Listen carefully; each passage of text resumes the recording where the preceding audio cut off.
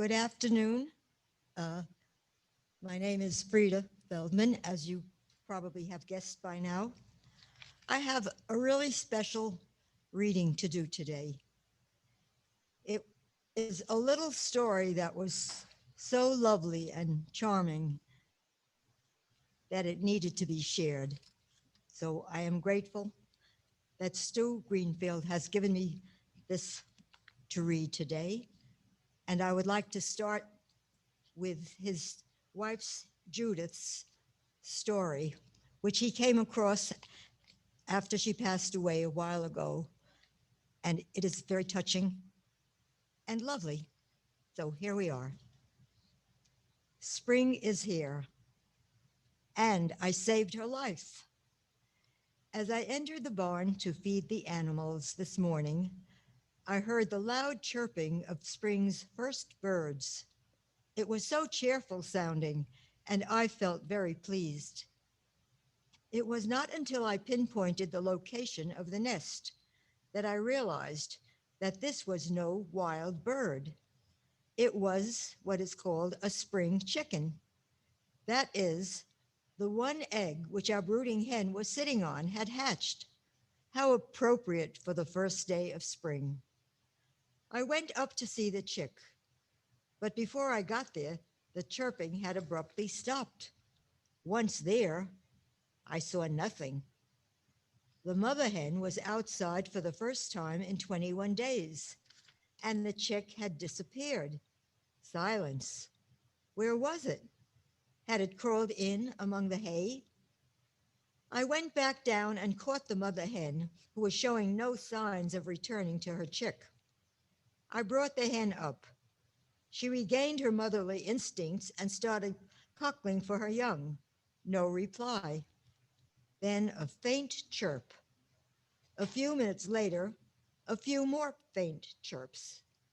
Mother hen backed up against the opening in the hay, fluffed up, and sat down. I couldn't see, but I hoped the chick had found its way to her and nestled under her protective wing, for the warmth is needed in order to survive. I left and returned with food and water so that the mother hen would not be tempted to leave. I sat and watched. Then I decided I had better check to see if the chick was under her. It was not. I quickly pulled away the bales of hay to find the chick. I removed them all, but no chick. I was beginning to get frantic. Where could it be? I did not want it to die. Had it somehow fallen off the hayloft? If it had internal injuries, there was almost no chance of survival. But it couldn't have fallen off. Wait, there's a crack between the barn sideboards. Had it crawled between there? No, that was a dead end. Where is it? What's that? Near where the mother hen had been, scrunched up in the corner, half hidden by the corner wallboards, the legs and lower part of the body were visible. Is it alive? I pulled it out. Its eyes opened and closed. It was cold and half dead, as its body was already stiffening. I put it down and brought the mother hen over to it. If she would cover it with her warm body, it might live. She pecked it, sensing death. I quickly grabbed it away and clutched it to me as I ran to the house. I must get it under a light and warm it. But once in the house, I realized that there is no appropriate light. The heat lamp is in the barn, but there is no time to go and get it. Its nearly lifeless body is limp and stiff, or so it seems. Its eyes are closed. I finally found the crook neck lamp on Stu's desk and bent the neck of the lamp over so it almost covered the chick, whose body I had placed on the desk. But it was not warm enough. I had to find something else. Yes, a hot bath. I rushed downstairs to the bathroom sink, filled the sink with water that was hot enough to restore life without burning my hand or the chick. Holding the chick in my hand, With its head resting on my pointing finger, I lowered it into the water. It stayed there, completely immersed except for its head. Minutes passed, with me stroking and coaxing little Spring. Don't die, come on, you can do it, live. From time to time, I added more hot water as the bath cooled. Then a slight jerk of its head. Yes, a sign of life. Seconds, minutes later, a barely noticeable flutter of a wing. More time passes, more stroking, more coaxing, more hot water. Then, moving feet, slight but definite. More time, and then faint chirps, getting stronger. More time, eyes open but close. But then, seconds later, open determinedly. I cannot believe it. Logically, it should have happened as it did, but it was a surprise anyway. Just minutes after the immersion, it was loudly chirping and actively moving about in my hand. I took it out and dried it some. Now I had to get the heat lamp and set it up. But the heat lamp was in the barn. What should I do with the chick? I could not leave it, but take it outside again? I had to. I put it against my skin under my armpit, put on my down jacket, and went and got the heat lamp. It is now set up in the kitchen, chirping constantly, trying to get out of the box, eating, drinking, thriving. I named her Spring. Welcome, Spring.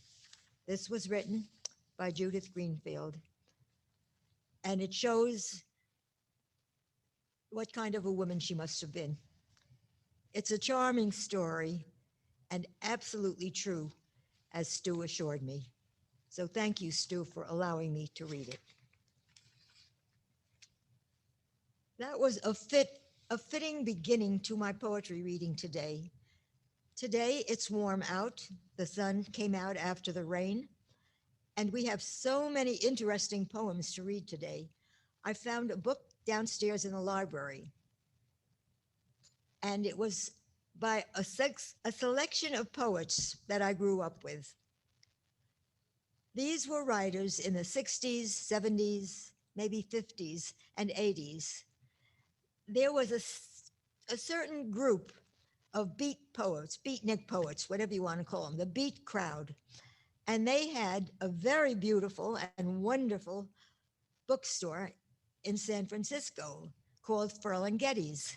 Now, Ferlinghetti was a poet, and he owned the bookstore. When I went to visit my son one late spring, I think it was, he took me to Ferlinghetti's, and then he went away. He left me there, and I was immersed in a period of time of writers who were inventive and curious and actively seeking words that would reflect what they thought. Some of it I was not crazy about. Some of it amused me. But in all, it was alive and fresh. And I'm going to read from this book right now. The first poem I'm going to read is by Theodore Rothke. The name might need something to you or nothing, but he was one of the beats. The name is The Bat. By day, the bat is cousin to the mouse. He likes the attic of an aging house. His fingers make a hat about his head. His pulse beat is so slow, we think him dead. He loops in crazy figures half the night among the trees that face the corner light. But when he brushes up against a screen, we are afraid of what our eyes have seen. For something is amiss or out of place when mice with wings can wear a human face. I doubt you ever had the opportunity, shall we say, of looking at a bat quite closely. I had that opportunity several times when I lived in Vermont. Bats could get into our house, which was a little bit porous, quite frankly, and they would try to get out again. which caught me, my husband, and both of my children and the cat furiously chasing it out, waving towels, waving rags, yelling, "Go, go, get out of here," until finally the poor wretch found a way out and we never saw him again. So I guess we saved his life.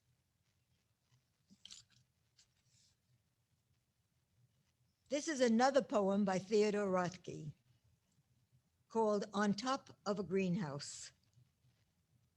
The wind billowing out the seat of my breeches, my feet crackling splinters of glass and dried putty. The half-grown chrysanthemums stare up like accusers, up through the street glass, flashing with sunlight. A few white clouds all rushing east, a line of elms plunging and tossing like horses, and everyone pointing up and shouting.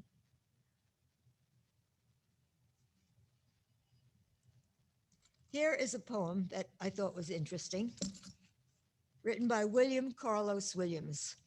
Uh, William Carlos Williams was a country doctor.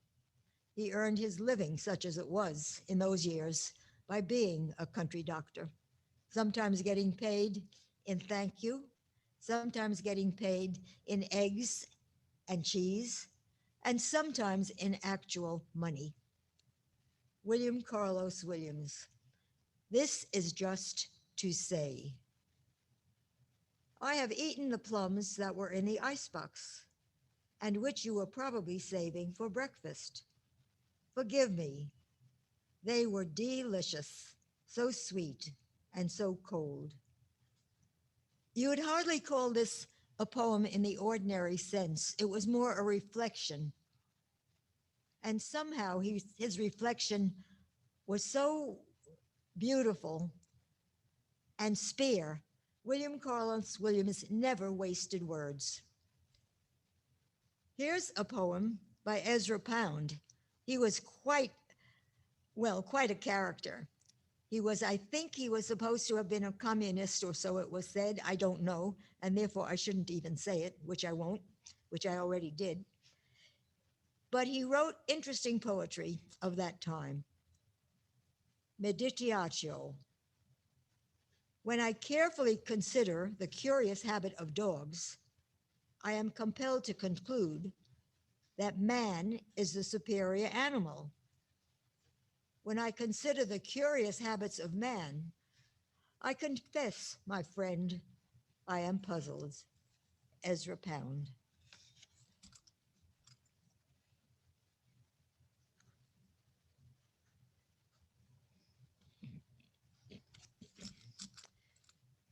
Here is a poem by John Updike. He was a novelist in that time frame. I never knew that he wrote poetry, but here is a poem in this book that I thought was rather interesting. The title is Sonic Boom by John Updike. I am sitting in the living room when up above the thump of doom resounds. Relax, it's sonic boom. The ceiling shudders at the clap, the mirrors tilt, the rafters snap, and baby wakes up from his nap. Hush, babe, some pilot we equip, giving the speed of sound the slip, has cracked the ear like a penny whip. Our world is far from frightening. I no longer strain to read the sky where moving fingers, jet planes fly. Our world seems too much tame to die. And if it does, with one more pop, I won't look up to see it drop. That sounds like a rather doomsday poem, but it's interesting in that it was written by a novelist. Here is a poem that I like. I happen to love cats, and I always have had cats. I find them profoundly interesting companions. So this is by Rosalie Moore. It's called Catalog. Cats sleep fat and walk thin. Cats, when they sleep, slump. When they wake, stretch and begin, over, pulling their ribs in. Cats walk thin. Cats wait in a lump. jump in a streak. Cats, when they jump, are sleek as a grape slipping its skin. They have technique. Oh, cats don't creak, they sneak. Cats sleep fat. They spread out, comfortable underneath them, like a good mat, as if they picked the place and then sat. You walk around one as if he were the city hall after that. If male, a cat is apt to sing on a major scale. The concert is for everybody. This is wholesale. For a baton, he wields his tail. He is also found, when happy, to resound with an enclosed and private sound. A cat condenses. He pulls in his tail to go under bridges, and himself to go under fences. Cats fit in any size box or kit, and if a large pumpkin grew under one, he could arch over it. When everyone else is just ready to go out, the cat is just ready to come in. He's not where he's been. Cats sleep fat and walk thin. That's a conundrum. I don't pretend to understand it, but it amused me. Now, here is another poem about cats. This one is by William Carlos Williams. Now, the prior poem was very verbose and redundant. This poem is a skinny cat poem. As the cat climbed over the top of the jam closet, first the right forefoot, carefully, then the hind stepped down into the pit of the empty flower pot. William Carlos Williams. He must have been a very good doctor because he got to the heart of things very quickly, I think.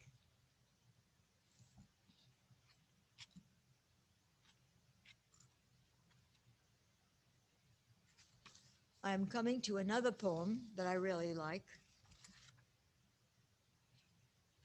It was written by Langston Hughes, a black poet who was part of the Beat generation. Some of his poems, I wish I had more of them to read. Perhaps I will next time. They were so plaintive and so beautiful. And when we look around now, his poems could have been written last night. Dreams. Hold fast to dreams, for if dreams die, life is a broken winged bird that cannot fly.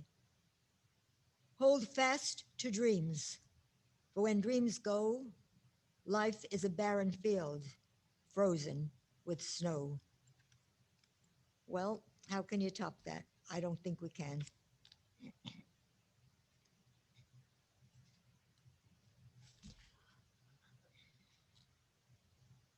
Here is a poem that's really quite odd by Lawrence Ferlinghetti. I feel obliged to read it because I talked about his bookshop. And here we are. It's very amorphous and very intellectual and not to my liking, but I will read it. It's called Fortune. Fortune has its cookie to give out, which is a good thing, since it's been a long time since that summer in Brooklyn when they closed off the street one hot day and the firemen turned on the hoses and all the kids ran out in it in the middle of the street. And there were maybe a couple dozen of us out there with the water squirting up to the sky and all over us. There was maybe only 6 of us kids altogether, running around in our bare feet and birthday suits. And I remember Molly, but then the firemen stopped squirting the hoses all of a sudden and went back to their firehouse and started playing cards again, just as if nothing had ever happened. While I remember Molly looked at me and ran in, because I guess really we were the only ones there. Lawrence Ferlinghetti. This poem was a stream of consciousness. It was charming, I thought, and much more readable than I had expected it to be. So that is fine with me. I like reading poems that I didn't expect to like. I like reading poems that I did expect to like. So here's one poem that is interesting by somebody, no, don't say somebody, by a gentleman named Dan Jaffe, called The Forecast. Perhaps our age has driven us indoors. We sprawl in the semi-darkness, dreaming sometimes of a vague world spinning in the wind. But we have snapped our locks, pulled down the shades, taken all precautions. We shall not be disturbed. If the earth shakes, it will be on a screen. And if the prairie wind spills down our streets and covers us with leaves, the weatherman will tell us. So I hope you liked those poems. They were of a certain time frame, of a certain kind of writer that was willing to take risks, although I do think every poet takes a risk every time she holds a pen. So I will finish by reading a few of my own poems.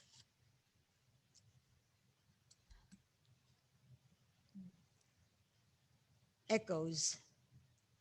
Echoes sliding through the forest and the field, climbing beyond the mountains, hiding where no one could hear them, left behind under rocks and fallen trees. Echoes of wolves and coyotes and owls, echoes of such intimate questions left behind. Here is a little mantra. I make them up sometimes to please myself, to help me cope with this incredible, crazy world. But this is a mantra that I sent to a friend of mine who is a neurosurgeon. And he said, boy, that's neurology in 4 lines. So I'm very proud of it. Maybe he was just saying it to be kind. Okay, here's the mantra.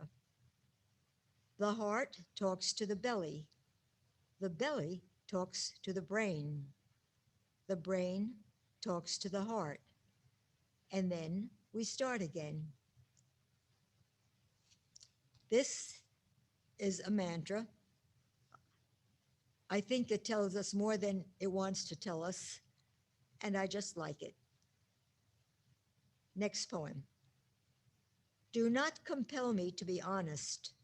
It grieves me so that I must lie, because too many words are often spoken with naught but wind, a shallow sigh. We're good at that, aren't we? Okay, here is a poem about life. As a matter of fact, the name of the poem is Life. It is immutable, unmovable as stone, relentless as the fall of water over centuries. It is the essence that holds us together when all else goes flying by, safe, immutable.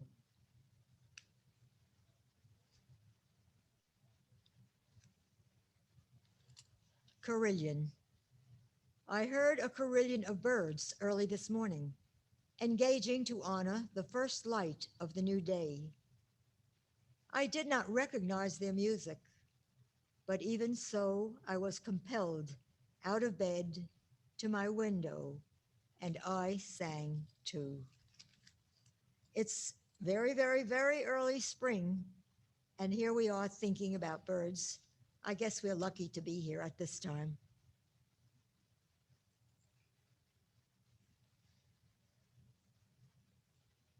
And this one is about trees.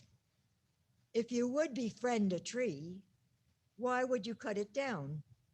Has it not been faithful to the earth?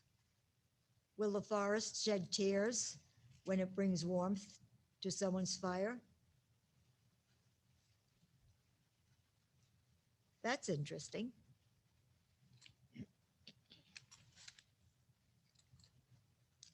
Here is a poem from my Old Woman series. I have a collection of poems about old women, and I am an authority being one. So please don't tell me who I am. No need to shout. I understand that you're quite young, perhaps, and foolish too. I still know my way about, the places where I choose to go. Your words not welcome to my ear. Be mindful, trust me, for the now I am still here. So that is part of my Old Woman series, which I'm constantly working on.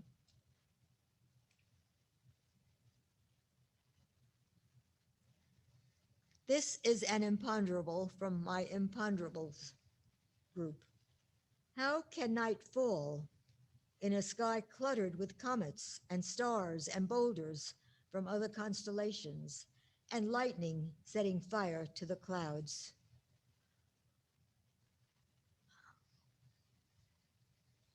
Imponderable, another one. Patience is the crucible. It flames and stumbles, making embers of the past, still waiting for the heat that comes with age. Now, I don't know if heat comes with age or cold comes with age, but that's the poem. Here is another Old Woman series poem. The real and illusionary life of an old lady. She knows the best way to cook a chicken and the gift of lasting love, the risk of stepping into a bathtub unassisted. Too many losses. She knows all the neighbors. She is good at cracking eggs and singing lullabies to babies. Disguised as an old lady in a blue sweatshirt and sneakers, she has left a trail of breadcrumbs to the past. I think we should praise old ladies more than we do. Maybe I'm prejudiced. Okay. Here's a poem called Spirits. Spirits dance in the valley.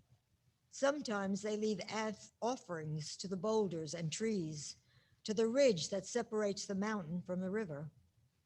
They move and weave themselves into the canyon, left for centuries, left alone, but for the spirits dancing. There are many different ways of looking at life, and I am constantly studying. So, and I think I have a poem about the end of winter, probably. A leaf skips crabwise on the frozen snow, waiting to be tumbled forward on the next gust of wind. Suddenly, go, go, past the old wooden bench, sitting on the frozen snow. So we come to the end of this poetry reading, which is in essence a reading of thoughts and ideas. And I welcome your thoughts and ideas. The more thoughts and ideas we have, the less constrained we are. So thank you.